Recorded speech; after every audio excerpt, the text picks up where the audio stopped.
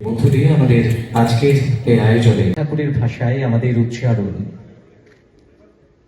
আগুনের পরশমণি ছোঁয়াও প্রাণী এই জীবন পূর্ণ করে এই সম্বর্ধনা প্রদান।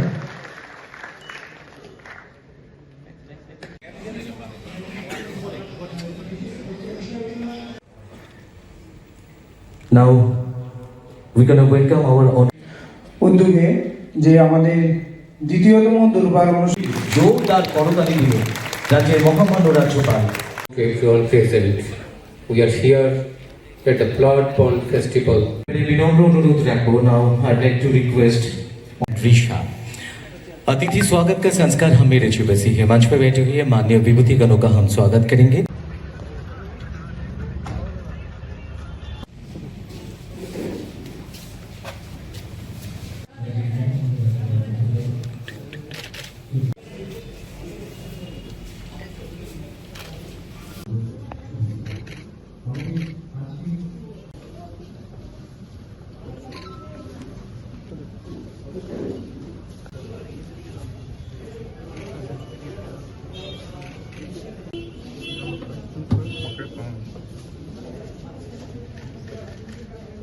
Very good morning you all. आज बहुत खुशी है ब्लड डोनर्स को ब्लड डोनर्स और ब्लड जो लिए हैं वो सब लोग इधर इकट्ठा हुए हैं। कुछ लोग आप सब लोगों को देख के बहुत खुशी है। ब्लड जनरली मांगने वाले और देने वाले दो अलग अलग है। कभी मांगने वाले पैसे जो नहीं है, खाने के लिए जो नहीं है, वो मांगते हैं। कभी कभी पैसे हैसो वाले भी मांगते हैं। वैसे पैसे हैसो वाले भी कभी कभी सिचुएशंस में खाने के लिए भी मांगते हैं।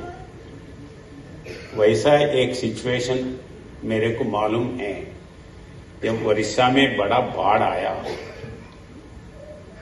बहुत दिन तक पानी पानी था, घर डूब गया। तो गवर्नमेंट ने हेलीकॉप्टर से फूड पैकेट्स डाल रहे थे। तो वो फूड पैकेट्स लेने के लिए सब लोग गए लेने के लिए, मगर जो अमीर था वो जा नहीं सकता और खाना है। तो फिर जो आदमी उधर से लेके आ रहा था उनको मांग के खा लिया है। तो ये देने का चीज था, गवर्नमेंट का था। मगर कुछ चीज ऐसे हैं वो देने के लिए रेडी तो नहीं रहते हैं। वैसे ही ब्लड है। अब ब्लड में डोनर्स कभी पूछते हैं तो मैं ब्लड देना क्या, ब्लड दिए तो मेरे कम होता ना, मेरे ये होता ना, प्रॉब्लम होता ना, ये पहली सोच होता है। मगर बॉडी में जब जो ब्लड होता है वो नहीं दिए तो स्टोर वैसे ही नहीं रहता है। कुआं है, कुआं में पानी जब निकालते हैं तो फिर पानी बढ़ता है। तो जितने भी निकालो उतने बढ़ता है। फिर वैसे ही अपने बॉडी में भी ब्लड जब देते हैं तो फिर वो ब्लड आता है। जैसा चोट लगा है, ब्लड गया है, कुछ नहीं होता, फिर वुंड क्यूर होता है, अपना ब्लड अपने को रहता है। तो ये समझाने का जरूरी आम पब्लिक में है। जो ऑलरेडी डोनर्स है वो दूसरों को सिखाना पड़ता है। और जो ब्लड लेते हैं तो तो ब्लड हमारे को ब्लड डोना बोल के मांगने वाले बहुत होते हैं। तो उस टाइम पे मेरा सोच है कि गवर्नमेंट में भी हॉस्पिटल्स में भी कुछ जगह है तो हम ब्लड चुप्पी नहीं देते हैं। आप ब्लड आपके रिश्तेदार में कोई है तो ब्लड दे दो, हम कॉम्पेंसेट करेंगे। जब कंपलसरी उनके फैमिली में कोई ना कोई ब्लड देने के लिए आता है, ठीक है, पेशेंट को एक नहीं 2-3 बॉटल 4 बॉटल होना पड़ता है, हम 4 देंगे, मगर कम से कम एक आदमी तो आपके फैमिली से देने के लिए तैयार हो। ये रिस्ट्रिक्शन लगाना पड़ता है। रिस्ट्रिक्शन है ना, मॉरल रिस्ट्रिक्शन, हार्डकोर नहीं है। कभी कोई एक्सीडेंट होता है, कोई नहीं रहता है तो उसको देंगे, मगर जो रेगुलर है उन जिनके साथ आदमियां हैं तो उनको बोलना पड़ता है कि हम ब्लड देंगे मगर आप में से दूसरा। अब हमारा ब्लड हमारे को दो बोल के बोल सकते हैं, मगर कभी कभी ब्लड वो जमता नहीं, रेयर ब्लड होता है। जैसा नेगेटिव, वो पॉजिटिव तो ज्यादा मिलता है, वो नेगेटिव जैसा है वैसे ही ये नेगेटिव मिलना और ये भी नेगेटिव मिलना बहुत मुश्किल है। तो उसीलिए ये नेगेटिव, बी नेगेटिव, जो भी नेगेटिव डोनर्स है उसका लिस्ट तैयार करना, अवेलेबल रखना, ये ज्यादा से ज्यादा जरूरी है। क्योंकि अगर ब्लड दिया तो फिर वो 3 महीने, कम से कम 3 महीने तक रुकना बोल के बोलते हैं। तो वैसे रेयर ब्लड डोनर्स जो है उनका सेपरेट लिस्ट बना के उसको प्रिजर्व रखने का भी जरूरी है। ये इमरजेंसी ब्लड सर्विस का जो ये ऑर्गेनाइजेशन EBS ये लिस्ट तैयार करता है। ये मेरे से जब आके मिले हैं तो लिस्ट तैयार करते हैं। तो रेगुलर डोनिंग कलेक्ट नहीं करते हैं, मगर जिनको जरूरी है वहां से नजदीक जो है उनको कांटेक्ट करके देने के लिए बोलते हैं। तब वैसे ही जो ब्लड लिए हैं उन लोगों से भी एड्रेस देते हैं कि आप भी कभी देना है अच्छा होने के बाद, तो वो देने के लिए भी तैयार होते हैं। तो उसका बहुत लोग कमिटेड है, मगर कभी कभी वो आदमी कहाँ है, कैसे कांटेक्ट करना, ये सबसे प्रॉब्लम है। तो उसके लिए ये EBS सिस्टम जो है वो एक रेगुलराइज करके अभी वेबसाइट वगैरह निकाल के सबको अवेलेबल इसमें लेना, इसको ये करना बहुत अच्छा है। I congratulate them and their entire team for the programme which they have taken up. अभी 700 डेडिकेटेड मेंबर्स उनके पास है बोल के बोले हैं, बहुत खुशी है। अब उसको और ज्यादा से ज्यादा ये करने का जरूरी है। और वैसे ही अवेयरनेस प्रोग्राम में भी निकालना है कई, क्योंकि उसमें जब डोनेट करते हैं ब्लड, पहले एक 40 साल पहले 50 साल पहले ये होता था कि अगर ब्लड दिए तो वो डायरेक्टली एक ही आदमी को यूज होता था, मगर अभी साइंस डेवलप हुआ है, उसको 8 इसमें से चेंज कर सकते हैं। उसमें से जो पेशेंट को जो होना है, किसी को पर्टिकुलर पिलेट्स होना है, वही पिलेट्स निकाल के दे सकते हैं, दूसरों को दूसरा ये कर सकते हैं। वो आए हैं, कम से कम अभी एक ब्लड डोनर ब्लड दिया, एक यूनिट, 8 लोगों को 8 डिफरेंट काइंड ऑफ पेशेंट्स को वो यूज में आता है। तो वैसे ये करने का ये जरूरी है। और वैसे ही प्रिवेंटिव इसमें भी कुछ डिसीजेस है, वो डिसीजेस को प्रिवेंटिव इसमें अपन एजुकेट करने का भी जरूरी है। और डोनेशन, ब्लड डोनेशन एक ऐसा ये है, इसमें कास्ट का अपन जब डोनेट करते हैं तो कौन से कास्ट को कर रहे हैं, कौन से रिलीजियस को कर रहे हैं, कौन से भाषा वालों को कर रहे हैं, या कौन से एरिया वालों को कर रहे हैं, ये इसमें नहीं रहता है।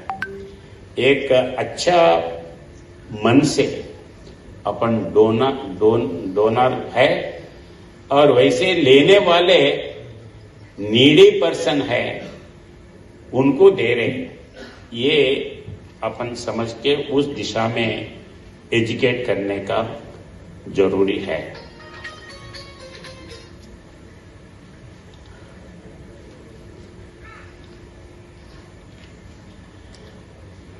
ब्लड डोनेशन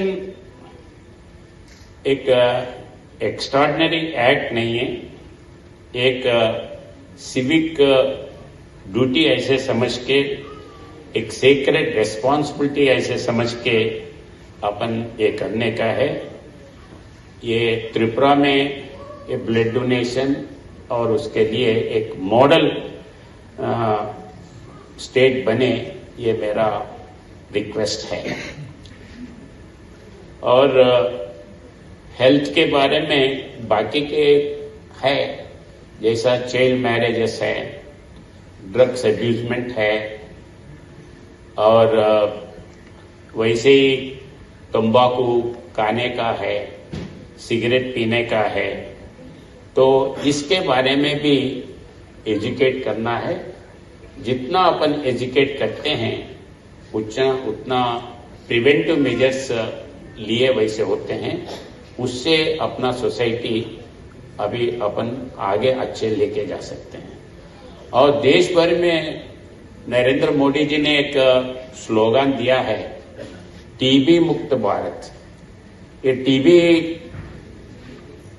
किसी को भी हो सकता है, मगर टीबी जो जिनको हुआ है उनको क्यूर नहीं करे तो वो बाकी के लोगों को भी हो सकता है। इसीलिए टीबी बोले तो किसी को कॉफ आया, हॉस्पिटल गए तो उनको टीबी बोल के आइडेंटिफाई हुआ तो तुरंत डर जाते हैं, अरे ये टीबी पेशेंट है, टीबी पेशेंट है। एक मोर लगा के उसको डर आते हैं, या उन्हों भी खुद डर जाता है, उन्हों किसी को बोलता नहीं। और 3 दिन के बाद में दवाई खाने के बाद में काफ कम हो जाता है। काफ कम हो जाने के बाद उन्होंने समझते हैं कि मेरे को चले गया, मगर वो चले जाता नहीं। 6 महीने तक उनके पास वो सिम्टम्स रहता है। अगर वैसे या छोड़ दिए, 6 महीने तक टैबलेट नहीं लिए, अच्छा खाना नहीं लिए, तो फिर वो घर में बाकी के वालों को भी आ सकता है। जब घर में बाजू घर में आए तो दूसरे घर में भी आता है, गांव में भी आता है।